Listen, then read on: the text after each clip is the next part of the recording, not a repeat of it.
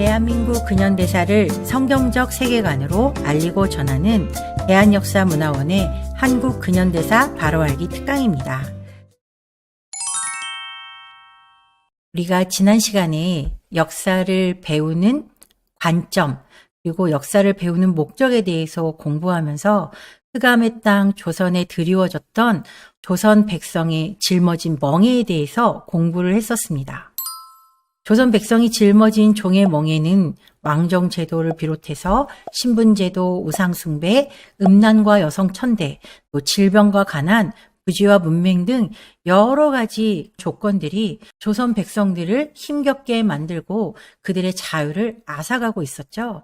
그래서 우리가 지난 시간 왕정제도가 얼마나 조선의 백성들을 피폐하게 만들었는지 고종이라는 왕을 통해서 그 시대에 조선 백성에게 짊어졌던 멍에들에 대해서 나누어 보았습니다. 오늘은 그 나머지 신분제도, 우상숭배, 또 음란과 여성천대, 또 질병과 가난 이런 것들이 어떻게 조선의 백성들을 힘들게 했었는지 우리가 그것들을 살펴보도록 하겠습니다. 조선의 백성들이 짊어진 종의 멍에 중에 하나가 바로 무엇이었냐? 신분제도였죠. 자유와 평등한 기회가 없었던 나라 조선이었습니다. 지금 우리가 살고 있는 대한민국은 각 개인의 자유가 보장되고 무엇이든지 자기가 원하는 것에 대한 기회가 평등하게 보장되는 나라, 그것이 바로 대한민국입니다. 그러나 조선은 그렇지 못했죠. 바로 신분제도 때문이었어요. 신분은 태어날 때부터 주어지는 것이기 때문에 그들 스스로 어떻게 바꿀 수도 없는 상황이었던 거죠. 조선의 신분 구조를 한번 살펴보도록 하겠습니다. 40%가 되는 천민, 평민이라고 불리우는 상민이 40%, 그리고 그 위에 중인, 또 양반, 왕으로 이렇게 구성이 되어 있었죠. 대부분의 국민들, 그러니까 백성들은 상민이나 천민에 속해 있었고 일부의 양반들에 의해서 나머지 계층이 다 통치를 받는 시스템이 바로 조선의 신분 구조였어요. 경국대전에 나와 있는 법에 따른 구조로 우리가 보자면 양천제라고 불리우는 이 구조에는 양인과 천민 이 두 가지로밖에 나누어지지 않았지만 실제 조선에서 이루어지고 있는 이 통용되는 신분 구조는 반상제였습니다. 이렇게 철저한 신분의 계급에 따라서 반상의 구분이 완벽했던 나라, 그게 바로 조선이었고 양반을 제외한 나머지는 자신의 권리를 주장하지 못하는 게 바로 조선의 시대였던 거죠. 양반은 조선 인구의 사실 10%밖에 되지 않았죠. 그들은 유교를 숭배하고 주자성리학을 신봉하는 사람들이었어요. 그냥 주자성리학이라고 하면 이 중국에서 내려오는 그 명나라 때부터 계속해서 이어져 있는 이 유교와 주자성리학을 바탕으로 하면서 그것들이 자신의 삶의 가장 큰 목적이자 삶의 기준이 되었던 사람들이 바로 양반이었죠. 그래서 그들은 관원상제의 번거로운 규칙과 까다로운 예절을 지나치게 중요하게 생각하고 목숨보다 체면을 더 중요하게 생각했던 사람들이 바로 조선의 양반들이었어요. 관원상제라고 하는 것은 성년식, 그다음에 혼인, 그리고 제사, 또 그다음에 장례 이런 것들을 의미하는 건데요. 이것을 위해서 온 집안의 재산을 다 동원해서 누구보다도 더 의리의리하게 이런 행사들을 치러내려고 했던 게 바로 조선의 양반이었죠. 사실 어찌 보면 이 조선 양반들이 가지고 있던 이런 체면 문화, 그것이 아직까지도 지금 대한민국 가운데 남아있다는 것이 안타깝게 느껴지죠. 또한 그들은 산홍공상이라고 하는 아주 형편없는 생각을 가지고 있었어요. 글을 읽는 선비가 최고의 높은 지위를 차지하고 그 다음에 농민, 공업, 상업 순으로, 그러니까 장사를 하는 사람들, 그런 지금으로 말하면 기업을 하는 사람들은 아주 천대를 받았던 게 조선시대였다는 거예요. 그러니까 공업과 상업이 발전하지 못하니까 나라가 발전을 할 수 없게 만들었던 거죠. 양반들의 이런 의식구조 때문에 조선은 가난해서 벗어나기가 힘든 구조가 될 수밖에 없었죠. 신분을 지나치게 강조하는 거예요. 그러니까 똑똑한 사람도 신분 때문에 그 어떤 것도 뛰어넘을 수 없는 그런 상황이 바로 조선시대였던 거죠. 항공업을 천시함으로 말미암아서 기술력이 발전하지 못하고 경쟁을 할 수가 없고 그러다 보니 나라는 점점점 쇠락할 수밖에 없었던 거죠. 더군다나 우리에게는 한글이라고 하는 아주 훌륭한 문자를 가지고 있었음에도 불구하고 한문을 중시하게 됐던 거죠. 경전의 교훈을 무조건적으로 수용하고 맹목적으로 고수하는, 진짜 그 삶을 살아내지도 못하면서 말로만 맹자왈 공자왈을 했던 사람들, 그리고 쉬운 한글을 놔두고 어려운 한문을 사용하는 그런 바보 같은 인생이 바로 조선의 양반이었던 거죠. 그들이 그렇게 했던 이유 중에 하나는 백성들이 글을 몰라야 자신들이 권력을 가지기 때문인 거예요. 그러니까 백성들이 무식해야 양반의 말을 듣게 되고 자신의 권리를 펼쳐 주장할 수 없게 되기 때문에 그러는 거죠. 만약에 모든 문서들이 다 한글로 기록이 되어 있다면 누구나 공부를 하고 누구나 지식들을 습득하기 때문에 양반의 말을 듣지 않을 게 뻔했기 때문에 이들은 이런 얕은 수를 써가면서 자신들의 권력을 유지하려고 했던 거죠. 19세기 후반에 양반들은 맹목적인 사대주의를 신봉했어요. 그래서 사실 이미 망하고 없는 명나라 황제를 숭배하는 만동묘라는 걸 만들어가지고 거기서 죽은 명나라 황제들을 숭배하는 그런 제사를 지냈던 게 조선의 양반들이었죠. 그런 이유로 왕의 왕권은 점점점 쇠락해가고 그냥 왕은 허수아비처럼 세워질 때가 훨씬 더 많았던 거예요. 더군다나 지금으로 말하면 정당이라고 이제 보면 되는 노론, 소론, 남인 이제 그런 여러 가지가 있었는데 노론이 그 조선 후기에 모든 정치 권력을 장악하고 있었던 집단이 바로 노론이었어요. 자신들이 권력으로 똘똘똘 뭉친 아주 이기적인 집단이 바로 노론이었죠. 그런 노론의 그런 거점이 됐던 게 바로 서원이었는데 이 서원의 폐단이 얼마나 심각했는지 이 서원에서는 세금도 떼먹고 또 사람들을 괴롭히는 일도 이 서원에서 비일비재하게 일어났었던 거죠. 이렇게 조선의 양반들이 하는 짓이라고는 그저 거드름을 피우면서 중국 명나라나 숭상하며 백성들을 힘들게 만들었던 존재들이 바로 조선의 양반들이었다는 거예요. 이사벨라 비숍이라고 하는 이 여인은 우리나라에 수차례 방문을 하면서 조선의 아름다운 풍광들 이제 그런 것들을 세계에 많이 알린 사람으로 이름이 나와 있었어요.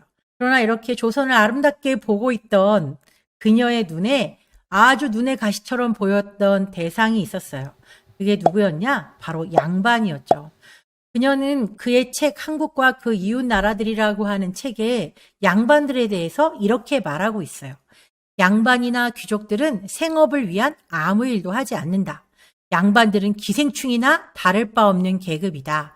한국 관리들은 살아있는 백성의 피를 빠는 흡혈귀다 라고 말하고 있었다는 거죠. 정말 양반은 거드름이나 피울 줄 알았지. 그리고 자기 권리나 내세울 줄 알았지. 백성들을 위해서 무언가를 해주는 존재가 아니었다는 거죠. 사실 그들이 읽는 논어, 맹자 그런 거를 보면 백성들을 위해서 자기를 헌신하라는 얘기가 사실 수도 없이 많이 나옴에도 불구하고 글은 글이고 삶은 삶인 그런 이중적인 행태가 바로 조선의 양반들에게서 나타났다는 거죠. 그 양반들을 떠받치고 있던 한 계층 중에 하나가 바로 중인들이었는데요.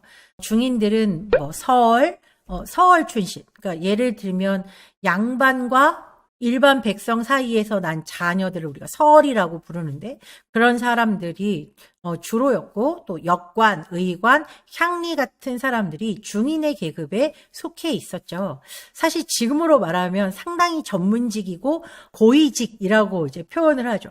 의관, 누구나 지금 의사가 되고 싶어 하죠. 또 역관, 동시통역, 또 향리들이라고 표현하면 경찰 공무원, 검찰 공무원. 그러니까 그런 데 해당되는 사람들이 바로 이 향리들이었죠.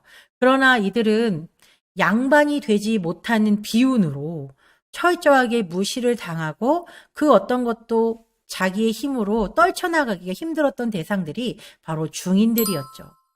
또 하나 조선의 계급 중에 하나는 40%를 차지하고 있는 일반 평민인 상민들이었어요. 이 단원 김홍도의 그림에 이 평민들의 삶이 아주 잘 묘사가 되어 있죠. 여인네들은 집에서 배를 짜거나 이렇게 살림을 하고 농사를 짓는 일들에 참여했고, 남자들 역시도 일반 백성들은 농사를 짓는 일들이 이제 대부분이었죠. 이게 조선의 일반 평민들의 모습이었죠. 이들에게는 사실은 자유가 존재하지 않았습니다.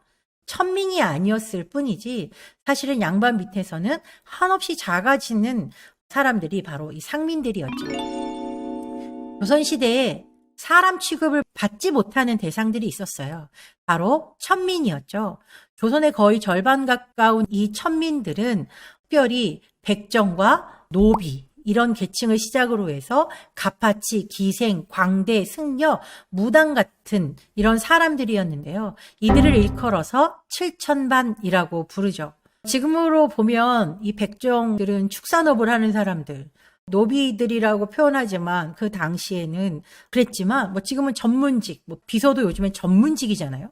자기의 특성에 맞춰서 정말로 잘 뭔가를 할 수 있는 사람들, 신발을 만드는 갑파치, 또 광대, 지금으로 말하면 연예인 같은 대상들이죠. 그러니까 이렇게 사실은 재능도 있고 여러 가지 최선을 다해서 일하고 있는 이런 사람들이 사람 취급을 받는 게 아니라 철저하게 짐승 취급, 물건 취급을 받았던 게 조선의 천민들이었어요. 이들은 아무리 똑똑해도 어떤 기회를 갖지 못하는 대상, 사람에게 철저하게 무시당하는 대상이 바로 조선의 천민들이었죠. 특별히 노비들은 양반들의 재산에 불과하게 취급을 받았죠. 소 한 마리와 10명의 노비를 바꾸겠다. 그냥 물건 취급을 했다는 거예요. 그러니까 노비는 재산에 불과한. 그래서 만약에 주인이 이 노비가 무엇인가 자기 눈에 안 맞는 잘못을 했을 때 이 노비를 죽여도 내 재산이 충난 거지 죄라고 느끼지 않았던 게 바로 조선시대였다는 거죠. 이런 신분구조 속에서 조선은 절대로 발전하지 못하고 백성들의 고충만 점점점 심해갈 뿐이었어요. 또 조선의 백성들이 짊어진 종의 멍해 중에 하나는 가난과 질병이었습니다. 상공업을 천시했기 때문에 나라가 발전할 수 없고 모든 땅의 대부분은 양반들이 차지하고 있고 소작을 하는 상황. 그런 상황 속에서 일반 백성들이 온전하게 살아간다는 것은 사실 쉽지 않은 일이었고, 나라가 발전하지 못하고 여러 상황들이 현대적으로 바뀌지 않은 상황 가운데에서 사람들은 여러 질병 속에 시달리면서 점점점 힘든 생활을 살고 있었습니다. 이게 조선시대의 모습이에요. 그러니까 구한말의 모습이 이제 사진으로 담긴 건데, 수도시설 같은 거는 찾아볼 수가 없고, 개인 우물을 가지고 있는 집도 거의 드물었기 때문에, 이렇게 물을 길어다 나르고, 또 허름한 집에서 살고, 아이들의 입성도 보면, 어른이나 돼야 제대로 옷을 입고 다니고, 아이들은 여름날 같은 때는 벌거벗고 다니는 게 그냥 예사처럼 보여지는 상황들이 바로 조선시대였죠. 병들도 얼마나 많은지 지금 우리가 한센병이라고 불리우는 문둥병 그런 것도 많았고 또 각종 괴질, 전염병이 창궐했어요. 사실 조금만 위생적인 환경을 가지고 있었다면 얼마든지 개선할 수 있는 병들로 인해서 많은 사람들이 죽어가게 된 거죠. 그 당시에 이 천연두, 콜레라, 한센병, 피부병, 배앓이, 또 베이고 다친 상처 이런 많은 것들이 조선의 백성들을 점점점 힘들게 만들었고 그들의 수명도 아주 짧게 했던 것이죠. 그중에 놀이 문화조차도 조선의 백성들을 힘들게 했던 것이 있었어요. 바로 석전놀이라는 것인데요. 이 석전놀이는 패를 갈라가지고 서로 돌을 던지는 놀이예요. 이름은 놀인데 그 이름에서 보는 것처럼 전쟁, 돌전쟁이라고 보시면 되고 여기에서는 다친 사람들도 많이 있을 뿐만 아니라 죽는 사람들도 많이 이제 나왔다는 거죠. 그러니까 이 조선이라는 나라의 이 가난과 또 무지와 또 이런 여러 환경들이 사람의 수명을 빼앗아 갈 만큼 정말 형편없는 상황들이 많았다는 거죠. 석전은 패를 갈라 돌팔매로 승부를 겨루는 돌싸움으로 하천변이나 들판에서 주로 성행하는 놀이다. 사실 전쟁이라 붙인 한자를 봐도 돌을 던지고 싸우며 논다는 것은 위험천만한 일이다. 석전을 하다 다치는 경우가 허다했고 죽는 경우까지 있었으니 그야말로 목숨을 걸었다 해도 과언이 아니었다. 게다가 치열하게 석전을 치른 이후 승패가 갈리면 죽거나 다쳐도 그 책임을 묻지 않았다 하니 요즘 세상에는 있을 수 없는 놀이다. 이게 1902년에 영국 잡지에 너무 신기해서 실린 장면이에요. 그러니까 이만큼 우리는 위생적으로도 문제였지만 문화적으로도 사람들이 수명을 길게 가지고 갈 수 없는 조건들이 조선시대에는 널려 있었다는 걸 우리가 알게 되는 것 같아요. 그만큼 백성들이 무지했고 또 제대로 알지 못했고 가난이 이어지면서 이런 악순환들이 계속 됐다는 거죠. 그러니까 조선시대에 이렇게 가난을 짊어지고 살았던 사람들의 이 아픔이 얼마나 컸을지. 그러나 반면 오늘 우리는 너무나도 놀라운 자유를 누리면서도 불구하고 자유로 인지하지 못하고 있는 것이 참 안타깝게 생각이 됩니다. 이게 어디냐면 지금 서울의 숭례문 앞 모습이거든요. 예전에 전차가 다니던 시대의 모습이에요. 근데 여러분 이 흑백으로 보이는 가운데 누렇게 보이는 것들이 많이 길바닥에 널려 있잖아요. 이게 바로 배설물들이죠. 짐승의 배설물들이기도 하고 뭐 사람의 배설물들이기도 하고 이 경성 시내바닥이 완전히 다 이렇게 오물로 가득 차 있었던 게 사실은 조선시대였거든요.